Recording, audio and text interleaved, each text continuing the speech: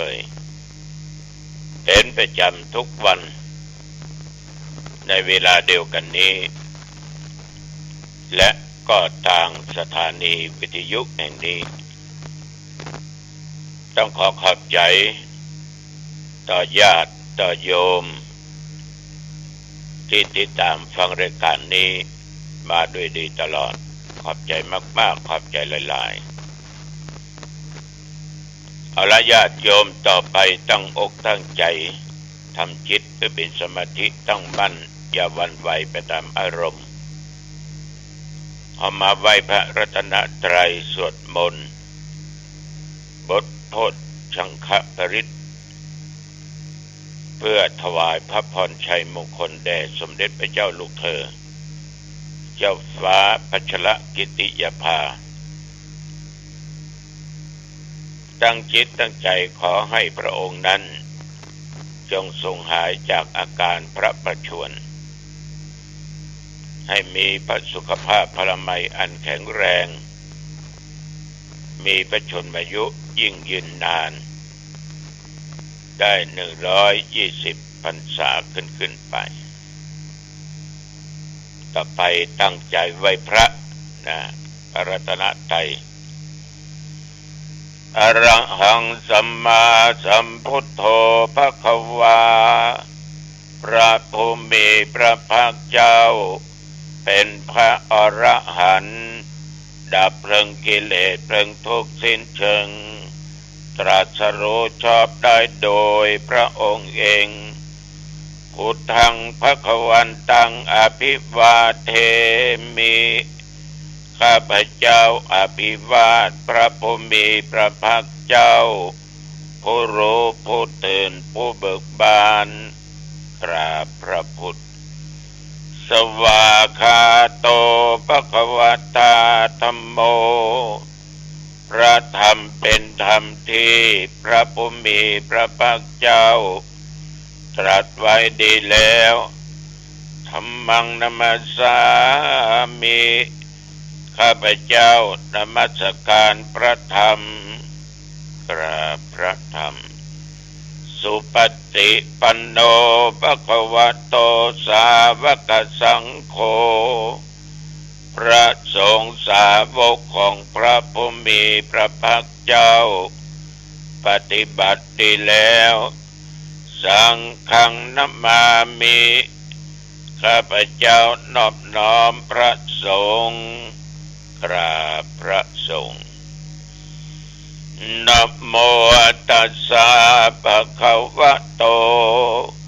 ขอนอบน้อมแด่พระผู้มีพระภาคเจ้าพระองค์นั้นอรหัตโตซึ่งเป็นผู้ไกลจากกิเลสสัมมาสัมพุทธัสสะตรัสรู้ชอบได้โดยพระองค์เองนะโมตัสสะภะคะวะโตขอนอบน้อมแด่พระผู้มีพระภาคเจ้าพระองค์นั้นอรหัตโตซึ่งเป็นผู้ไกลจากกิเลสสัมมาสัมพุทธัสสะตรัสรู้ชอบได้โดยพระองค์เอง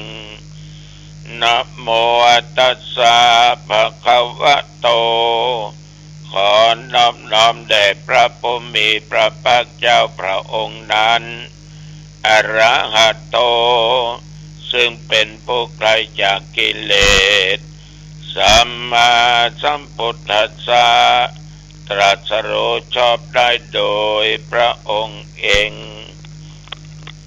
พุทธังสรณังคัจฉามิธัมมังสรณังคัจฉา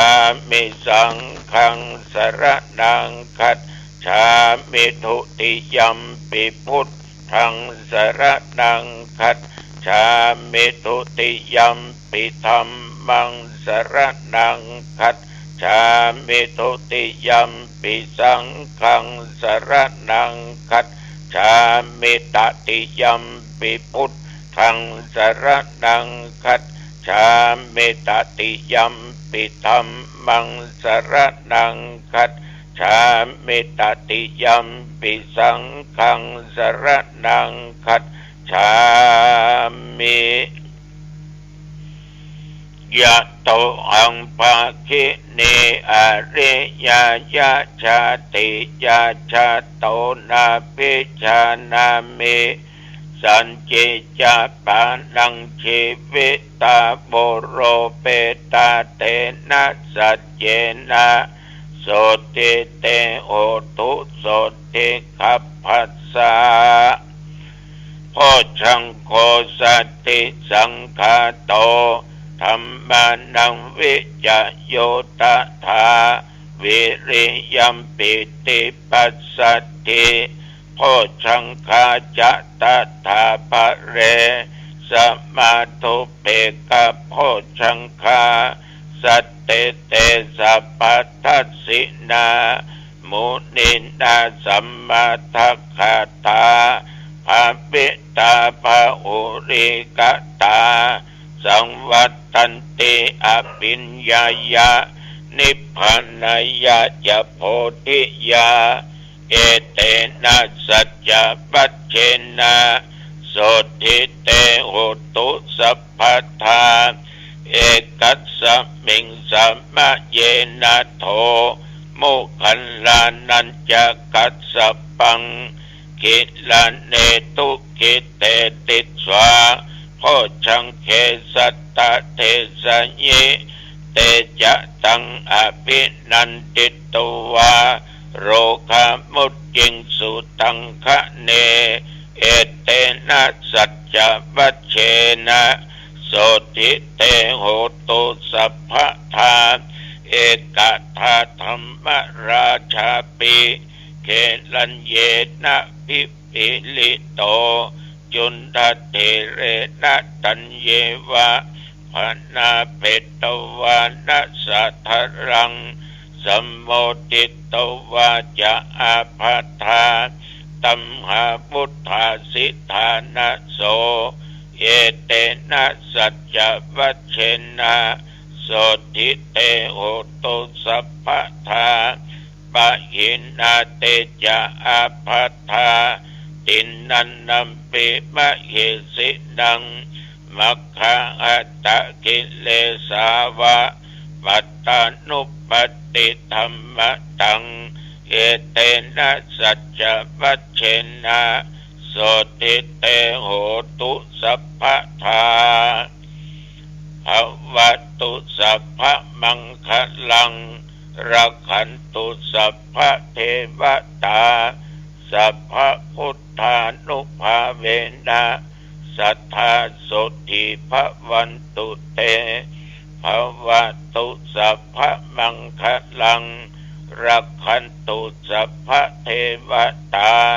สัพพธัมมานุภาเวนะสัทธาโสติภวันตุเตภวัตุสัพพมังคลังรักขันตุสัพพเทวตาสัพพสังฆานุภาเวนะสัทธาโสติภวันตุเตขอถวายพระพรกรมอุตุได้ประกาศตักเตือนอยู่ตลอดเวลาว่าระยะนี้ทั่วประเทศระมัดระวังฝนตกน้ำนองลมแรงเหมือนบางแห่งบางที่ก็เกิดน้ำท่วมก็ทำเมื่อเสียเข้าเสียของเสียพืชผลการเกษตรของพ่อแม่พี่น้องชาวบ้านไปละสำหรับเขตวัดหนองตองบริเวณใกล้เคียงแต่วันนี้ก็มีฝนตกเล็กน้อยถึงปานกลางตกเล็กน้อยถึงปานกลางฝนลงเมื่อเวลาก่อนตอนแล้วก็ตอนบ่ายก็มีน้อยสำหรับลมนั้น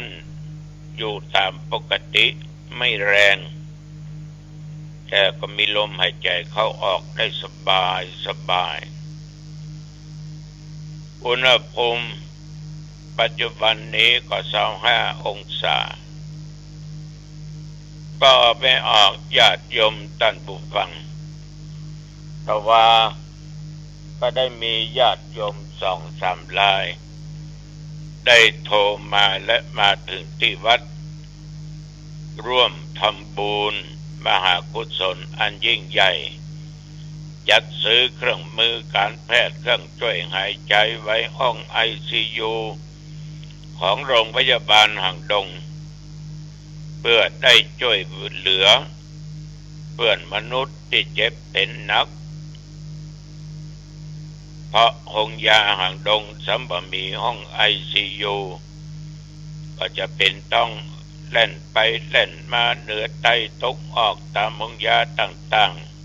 ๆบางเตื้อก็ว่างบางเตื้อเตียงเปิ้นก็บ่ว่างถ้าว่างนี่ดีนะแต่ก็มีข้อเสียญาติได้ไปเยี่ยมไกลลำบากลำบนขับรถขับลาไปก็จะเจอฝนป่องเจอลมป่องจิปะทะรถติดบางเตื้อบางครั้งญาติโยมก็ต้องขึ้นรถโดยสารไป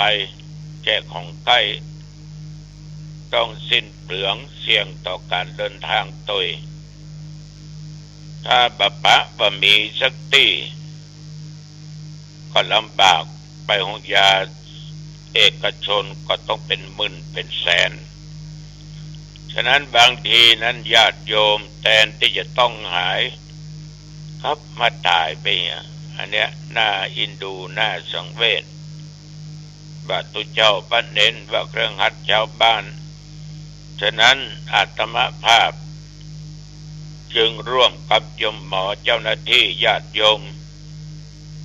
จะจัดห้อง ICU 8 เตียงตกเตียงละ1,200,000 กว่ากองบุญฉะนั้นญาติโยมจึงประกาศไปก็มีญาติโยมมาให้มาหอมกันตามกำลังที่มียกตัวอย่างเป็นต้นว่าพ่อคำแม่สาทาวงศ์ตานไว้ไปหน้าเจ้ากรรมนายเวรอันนี้เพิ่งก็ตานมาแม่กวนชวพรบันดงกิเล็กมะขามหลวงก็100 กล่องบุญแม่ทองอินเกษมคุณอุดมชัยวงศ์บ้านต้นพึ่งสันปะตองตาหรือเปวิคำ300 กล่องบุญเปวิคำเนี่ยม่อนคำนี้ถ้าแล้วจะมาไปเทศหรอปัญอายุได้ถึง103 ปีก่อนแม่จันแก้วแซ่จื้อ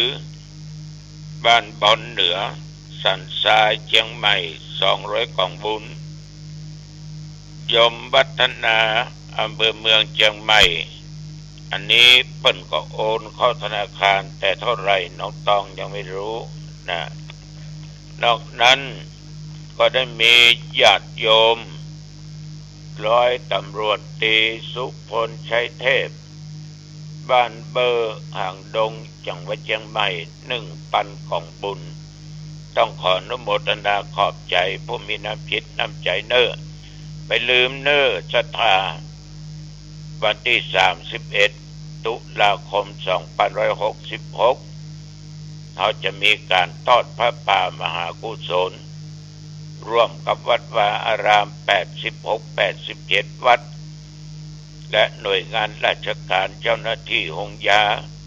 ทั้งอสม.เขาจะร่วมกันวันนั้นญาติโยมไปมีต้นไม่ต้องไปกึดนักนะเท่าใดก็ได้นะขอไปร่วมกันมันเป็นบุญมหาศาลอันยิ่งใหญ่เพราะการกระทำบุญครั้งนี้เป็นการเสริมสร้างบารมีแผ่เมตตาแก่เพื่อนพ้องพี่น้องชาวบ้านเพื่อนร่วมโลกร่วมชีวิตเวลาเจ็บไข้ได้ป่วยจะได้มีห้องยาที่มีเตียงฉุกเฉินห้อง ICU มีเครื่องมือการแพทย์ครบจะได้ช่วยชีวิตกัน ก็โทรไปไทยไปถามทุกเจ้าได้เนอ0819503471บัญชีธนาคารกรุงไทยสาขาหางดงวัดหนองตอง53800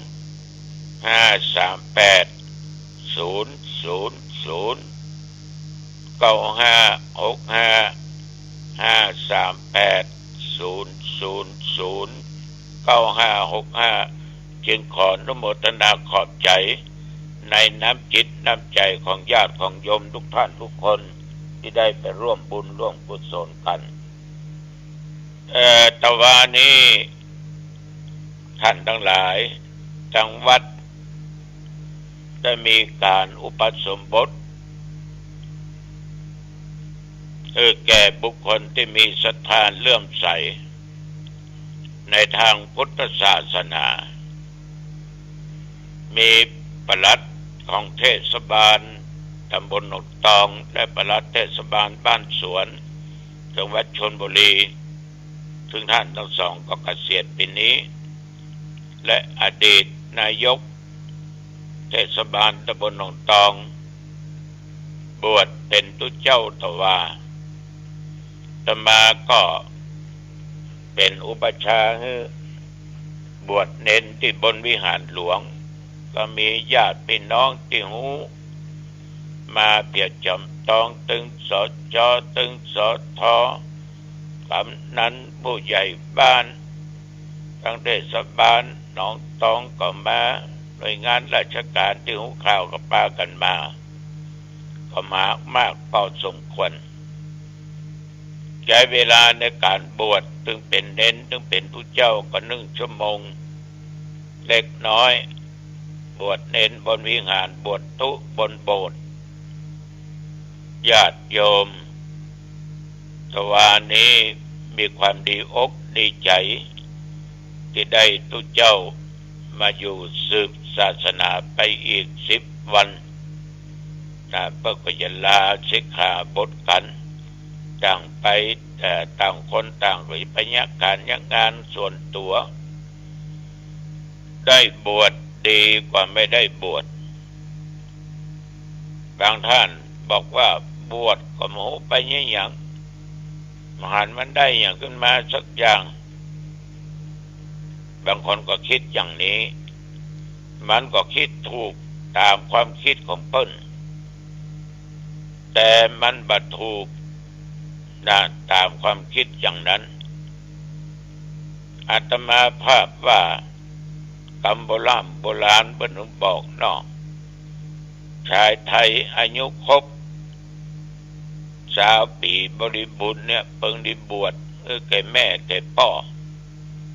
เพิ่นบอกว่าบวชเน้นโพดแม่บวชตุโพดพ่อแต่จริงก็โพดได้ทั้งสองท่านทั้งหลายบางคนอู้อย่างนั้นแต่ตัวเจ้าว่าเราได้บวชดีกว่าไม่ได้บวชยังนั่งฟังเนี่ยขยมหาดมีจัดนักเนี่ยขยมหาดมีจัดนักมีคนอย่าอู้ฟังหลายคนเหมือนกันแต่อย่าอู้ฟังคนเดียวสอบสามเณรสิกขาได้หมด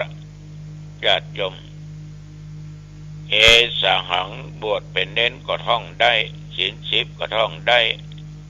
คำขอนิสัยก็ท่องได้มันมีวันหนึ่งหรอกมันเป็นขยมมันก็หายนักแกเหมือนกันนะอยู่ในห้องกะเพลงตุหลวงได้ยินเสียงเพลงก็ย่องไปตั้งหลังเอาไม้บดุลหลัวนี่นะใส่หัวปุ๊บมันถึงให้แตกให้ฟุ้นหัวโนยด่าหัวตุหลวงเป็นง่าวเป็นเชอะ ความโกรธเนาะมันด่าได้หมดนะด่าความโกรธในที่สุดมาก็ออกวัดไปเป็นขยมหาดนะเพราะว่าขยมหาดไปได้บวชญาติโยมทั้งหลายท่านหลายคนแล้วก็มีหลายคนบวชไปแล้ว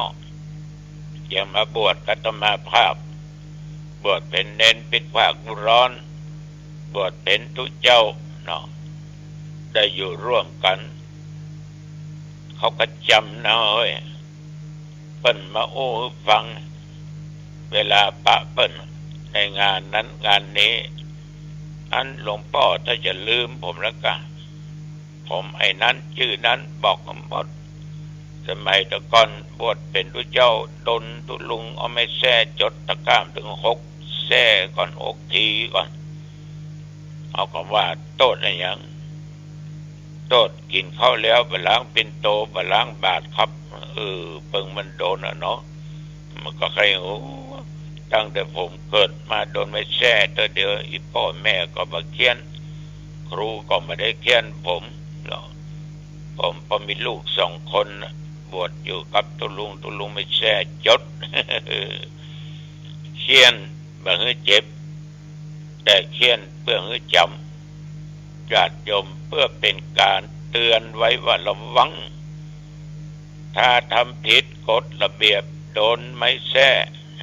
ต้องระวังก็ออกไม่ออกมีละอ่อนคนหนึ่งพ่อแม่มันก็เอามาฝากเพื่อช่วยการศึกษาในสมัยนั้นเป็นญาติกันมันก็เรียนจะดีจะเก่งนะมันไปคบใครหรอกจบม.6 เกรดก็สูงต่อมหาวิทยาลัยเกรดจะดีปี2เกรดตกปี3เกรดตกพ่อแม่นำมาตุลุงไม่แซ่จดมันก็มอง ลูกเปิ้นมาเขียนมาขอเขาเขียนก็เขียนก็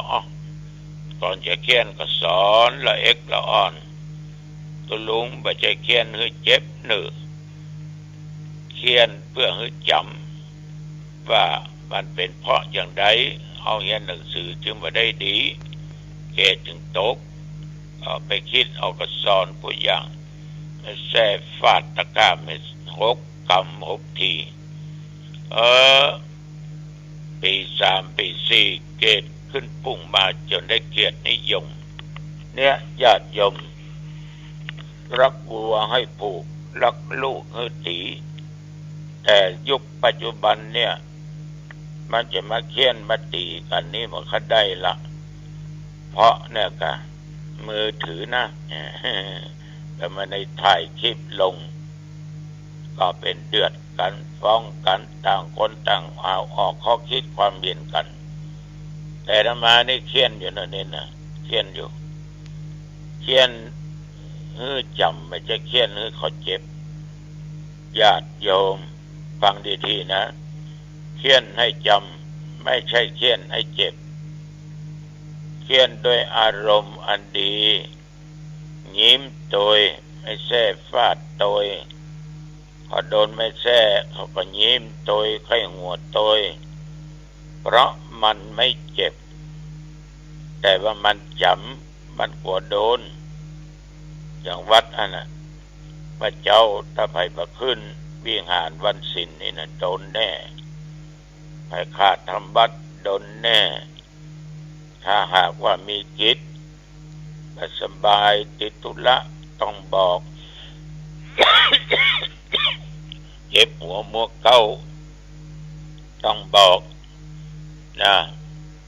ถ้าจำเป็นพ่อแม่สบายว่าถ้าบอกก็ได้เพราะธรรมานี่ถือพ่อแม่ยกไว้บนหัวบนบ่มีภัยจะมายิ่งใหญ่เต้าพ่อเต้าแม่เคยอู้กับพระมหาเถระว่าการประชุมคณะสงฆ์กิจการงานคณะสงฆ์สำคัญยิ่งแต่ถ้าพ่อแม่ป่วยอันนั้นสำคัญยิ่งกว่ากิจกรรมกิจการใดๆทั้งสิ้นอาตมาจะต้องเอาพ่อเอาแม่เป็นหนึ่งในชีวิตฉะนั้นญาติโยมท่านผู้ฟังทั้งหลายวัดหนองตองยังเขียนอยู่ ตุเจ้าก็โดนอยู่นะถ้าผิดถ้าไม่ผิดก็ไม่โดนฉะนั้นเพิ่นบอกรักวัวให้ผูกรักลูกให้ตีสั่งเขาไปสอนเขาไปสั่งบ่ฟังมาแซ่แตบเป็นธรรมดาแล้วคนบางคนเนี่ยญาติโยมลูกโดนไม่แซ่โคตรเกลียดให้ครูอย่างอันอย่างอี แต่ครูเนี่ยอย่างบางครั้งก็เกินเลยเกินเหตุผลมันก็เปิงโดนเขาฟ้องเหมือนกันนะเนาะขาดสติหรอกยิ้มตัวไข้หัวตัวนะจะไปเคียนด้วยความโกรธความเครียดจะไปเคียนด้วยความอาฆาตพยาบาทจะไปเคียนเนื้อเขาเจ็บเคียนเนื้อเขาจำจะไปเคียนแหงนั่นเนาะเคียนเนื้อเขาจำใส่ตะกร้ามบกไข้หัวคิกญาติโยมมันจะได้จำเน้นก็เลยประกาศวันศีลสักวันนะขึ้นมดทำบัตรสวดมนต์ขึ้นมดเพราะคนใดไม่ได้ขึ้นต้องบอกดังที่กล่าว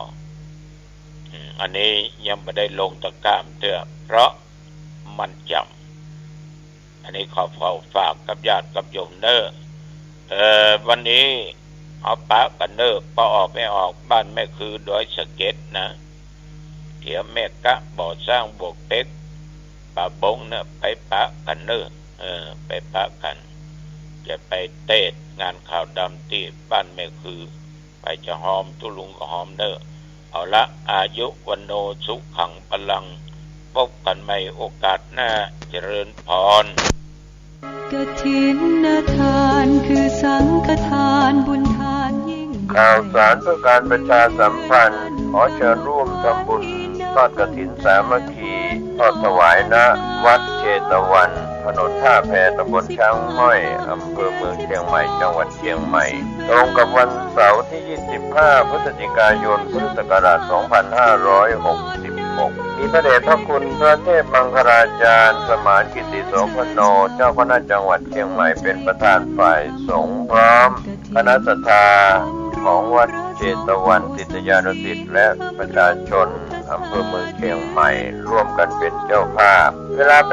8:30 นาทีพิธีอัญเชิญพระไตรปิฎกสู่วัดเชตวัน 9 นาฬิกาประธานในพิธีจุดธูปเทียนบูชาพระรัตนตรัยบูชาพระไตรปิฎกประธานฝ่ายสงฆ์กล่าวอธิบายความเป็นมาของพระไตรปิฎกและอานิสงส์การสาธยายพระ